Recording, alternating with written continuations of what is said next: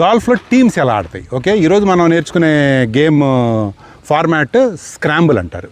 Each టీంకి ఇద్దరు ఉంటారు. స్కోరింగ్ అలానే ఉంటుంది, కానీ చిన్న ట్విస్ట్ ఉంటుంది. ఆ ట్విస్ట్ ఏందో డ్రైవ్ తర్వాత చూద్దాం. ఓకే, మా టీంలో మేము ఇద్దరం ఇప్పుడు టీ ఆఫ్ చేస్తున్నాము. టీ ఆఫ్ చేసిన తర్వాత నెక్స్ట్ వెళ్ళి ఆ 2 బాల్స్ ఎక్కడ ఉన్నాయో నెక్స్ట్ ఏం చేయాలో చూద్దాం. ఏ గురు, హుక్ స్టెప్ చూసావా?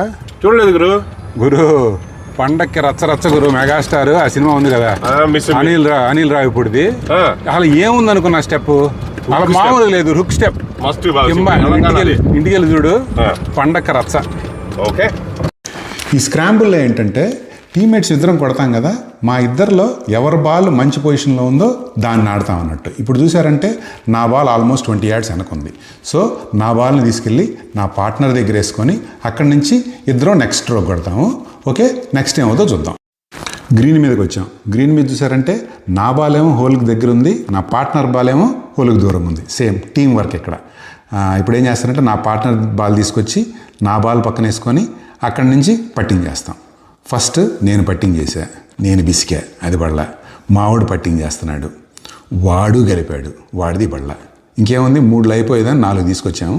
ఫైనల్ పట్టేస్తే స్కోర్ 4 అవుద్ది. That scramble for you. So ఇది స్క్రాంబుల్ ఫార్మాట్. మొన్న మనం ఇండివిజువల్ ఫార్మాట్ చూసాం కదా, నెక్స్ట్ వేరే ఫార్మాట్స్ మాడుకుందాం. ఓకేనా?